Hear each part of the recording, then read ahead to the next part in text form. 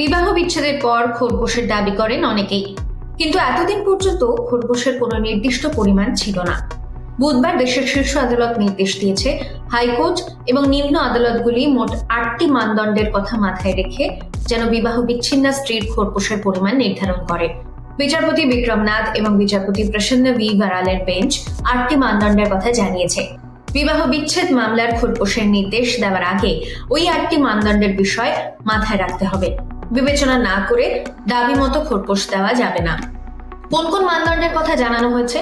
স্বামী স্ত্রীর সামাজিক এবং অর্থনৈতিক অবস্থা, স্ত্রী এবং সন্তানদের ন্যূনতম চাহিদা কি কি, স্বামী স্ত্রীর শিক্ষাগত যোগ্যতা, আয়ের উৎস এবং উভয়ের সম্পত্তির পরিমাণ, স্ত্রীর জীবনযাত্রার মান, স্ত্রী চাকরি ছাড়লে তার কারণ কি, আইনি লড়াই চালানোর জন্য প্রয়োজনীয় অর্থ, স্বামীর অন্যান্য খরচ, আয় এবং আর্থিক সম্পত্তি।